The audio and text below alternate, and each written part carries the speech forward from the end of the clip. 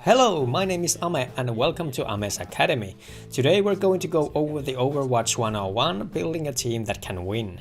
This episode marks the beginning for a video series that aims to help you guys gain a new perspective in your competitive ladder gameplay. I want you to get more out of the wonderful game that is Overwatch. But first, let's get started. Overwatch is many things, but at the end of the day it is a team sport. This is the reason it is one of the thriving esports games out there, because just like football, ice hockey or chess, it shares many of the qualities the so-called traditional sports do. That being said, there can be no team sports without a team. This is why I also say that you can play the game without playing much of Overwatch at all. Playing Overwatch means that you're playing the game as it's meant to be played, together with a team working for a common goal. The point is to play the objective, combine hero abilities and defeat the enemy team. Too many people playing competitively will lose before the first battle has even been fought. And what I mean by this is that in order to get a fully functioning team, you have to build a team that can work together. The game starts at the spawn room, and with the first minute of hero selection, you could have already put your team in a great disadvantage before a single shot has been fired. And before we go into the actual team building, I'd like to point out that we're talking in theoretical level in here. You absolutely can win games with no team structure whatsoever. You can win a game with 6 DPS players, but for the sakes of the sports, we're talking about teams that want to form a rational team that can match the opponent team and triumph. I know that sometimes this is not the case, but let's humor ourselves. First of all, there are 2 roles that need to be filled in order to have a functioning competitive ladder team composition. The easiest way to start the hero selection is to have a main tank. There are 3 main tanks in the game currently, them being Reinhardt, Orisa and Winston. All these main tanks vary in terms of gameplay, possibilities and restrictions, but they all fulfill the basic meat shield role of taking damage and creating space and time. You should always start with picking the appropriate main tank. Which main tank is appropriate for which map and part of the map is then a matter for another video, but basically you want to have a Reinhardt or Orisa for linear maps with little verticality and high ground, and Winston with maps that do have a lot of verticality and high ground, like Hollywood second section or Watchpoint Gibraltar. Secondly, when your main tank has been picked, you absolutely need a main support. There are currently 3 main supports in the game: Mercy, Ana and Moira. I believe Brigitte will fall somewhere in the middle ground in terms of being main or an off support. She has a potential of being the tank healer, but I'm not sure yet if she can pull off the raw healing to keep them alive. And that leads us to the definition of main support. Main supports can keep the tanks alive at all time. Without a main support, you're going to struggle pumping the high HP tanks with raw healing, as off supports do not have the healing power to do that consistently. There are some heroes that go better with some main tanks. For example, Reinhardt absolutely loves Ana. Moira is also good main support for Reinhardt or Orisa. Winston on the other hand benefits from more mobile healers, so Ana might have trouble reaching a Winston on some maps.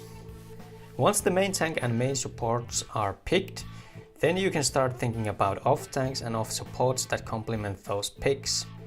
What you want to do is to see what heroes in those roles have been chosen so far. If your main tank is a Reinhardt, then there are some off tanks that go with him better than others. Reinhardt is a slow-moving linear aggro machine. Reinhardt loves to have Zarya on his side, giving him a bubble whenever needed. They both move at the same pace and they complement each other's gameplay. Roadhog also benefits a lot from Reinhardt, because a Reinhardt can give a mobile shield in front line to help blast the enemy team with right clicks. Roadhog helps Reinhardt to punish people coming too close to the barrier, and in addition helping Reinhardt to deal with the enemy main tank with constant damage and threat of hook.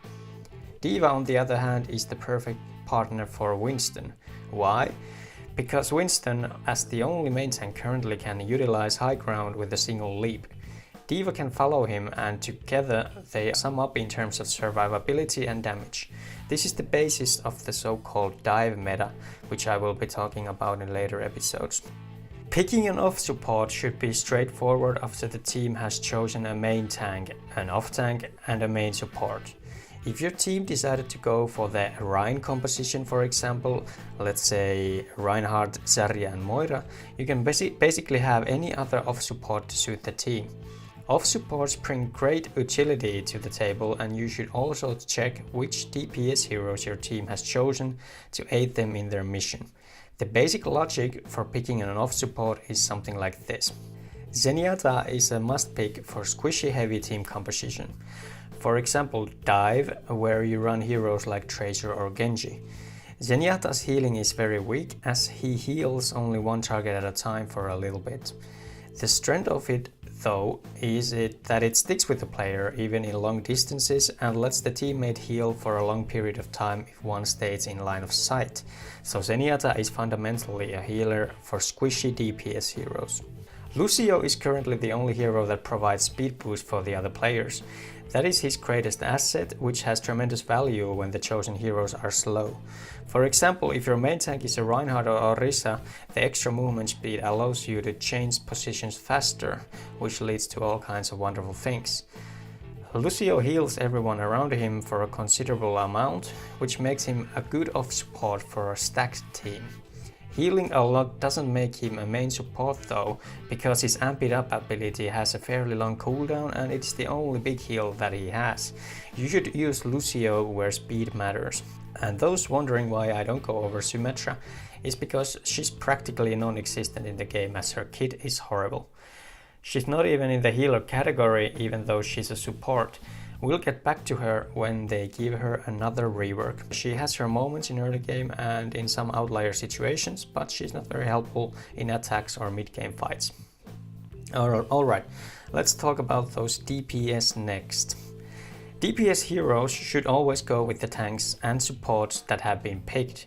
Don't get me wrong though, I know that in competitive ladder the DPS heroes get often locked first and not tanks and supports like I demonstrated in the video here. But the logic I use to form a working team composition can be implemented backwards too. So by using the same examples of two kinds of team identities, you can either have a Dive composition or a Rhine composition. In other words, you can have either fast or slow team composition in terms of main tanks and supports. If your tanks are slow, using fast heroes can be a problem. It is not necessarily a game-losing problem, but you are not going to have such an easy time as you would with a proper fast composition. So if your tanks have decided to run Reinhardt or Orisa and Roadhog or Zarya, you should be instantly looking for heroes that benefit the most from the linear movement and the steady shields provided for the frontline war. The heroes that do benefit a lot from barriers are heroes like McCree, Soldier 76, Reaper, Mei, Hanzo, Bastion, Torbjörn and Junkrat. These are the types of heroes that have a harder time getting to the effective zone without a strong front line. Then again, if your team wants to run a fast team composition, you should be looking for faster heroes that can keep up with the tanks and that are better with surviving on their own. These heroes are Tracer, Genji, Pharah, Sombra, Doomfist and Widowmaker. So following with this logic, we should have a great competitive team that has the following heroes: Hanzo, Symmetra, Torbjörn, Bastion, Mercy and Genji. I need healing. Anyway, this basic knowledge of the primary types of team composition should get you far.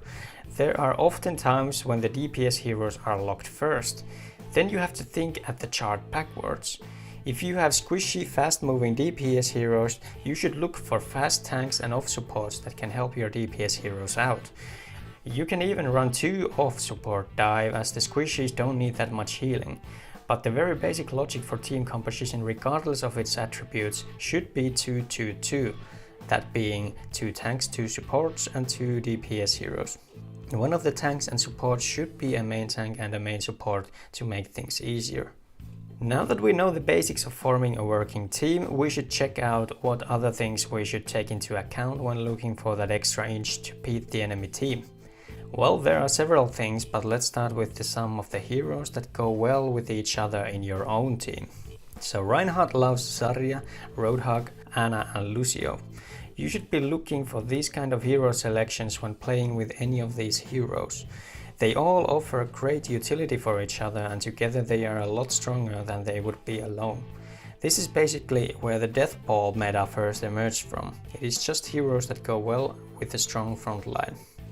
Okay, let's go. Huge shadow, huge shadow, huge shadow. That's how you play this fucking game. Orisa loves Roadhog, Bastion and Lucio. Together with Halt ability, you can make sick Halt plus Hook combos if you have synergy and communication with each other. Orisa is very slow, so Lucio gives him the needed mobility and the support to boot people away from him. In addition, Orisa plus Bastion is super strong combo as Orisa provides a near infinite barrier for the immobile sentry. You don't necessarily need to combine all these three heroes together, but Orisa could use one of them as a partner. Pharah loves Mercy. This duo even has a name, it's Pharmacy. Pharah alone in the sky is fairly easy to deal with as she can easily be forced down with a hitscan weapon. Together with the Mercy, however, she is much more resilient and dangerous with the damage boosted rockets. One damage boosted direct rocket does 150 damage, which kills Tracer instantly. Winston loves other fast heroes, like D.Va, Tracer and Genji. Winston is weak alone, but with D.Va he can actually kill something and survive while doing it. The same goes with Tracer and Genji, they can provide valuable damage with quick movements. Ana loves Soldier 76, Reinhardt and Genji. This is simply because of Nano Boost. A Nano Boost practically gives temporary steroids to a friendly target, and some of these ultimate combinations are timeless classics.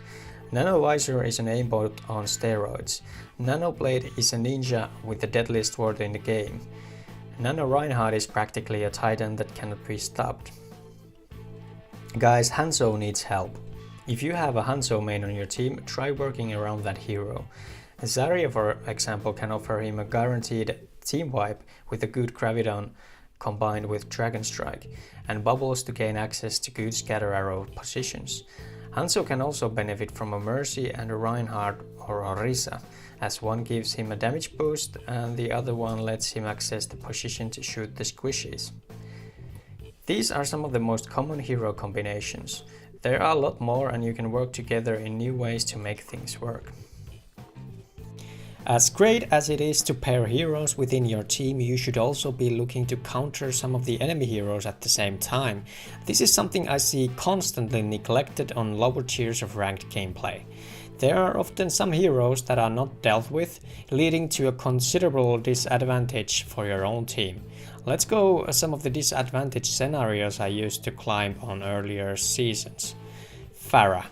Pharah is an absolute monster in some open and vertical maps, and if the enemy team has no hitscan heroes, that is McCree, Soldier 76, Widowmaker or Ana, you will have so much free space in the air that it will be very easy to do massive amounts of damage to the enemy team.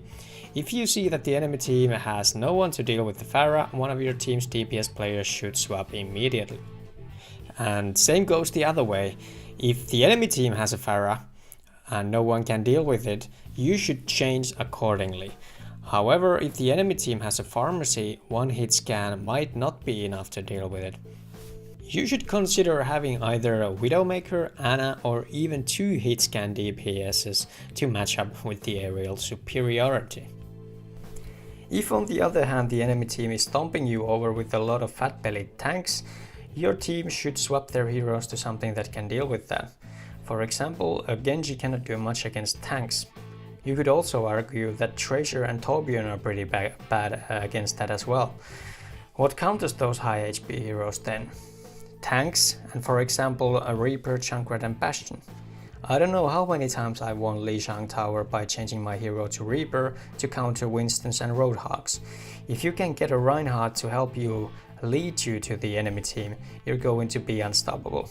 Junkrat too can do a massive amount of damage to the frontline tanks, as you can just blast them with endless grenades and C4s. In addition, you can throw the tanks in the air with your mines and trap them while they try to rush you through your front line. And lastly, I'd like to notice you guys, and this is really important. In order for these mid-game hero swaps to work, you gotta be able to play these heroes at the level that you play in. Or you can ask somebody else to play the hero for you. Furthermore, you should never change the role you're playing mid-game unless your team agrees to do it. I don't want to see another main tank swapping to DPS because they think that the DPS is doing lousy job. You have to stick to your role unless you all agree to change. And that concludes the very first episode of MS Academy 101 Building a Team That Can Win. Stay tuned for more and come chat with me on my Twitch channel. See you on the next one. He's shielded, I can't. Shadow, huge shadow, let's go. More down. I got one. Tracer behind. Nice. I'll play it. They have time.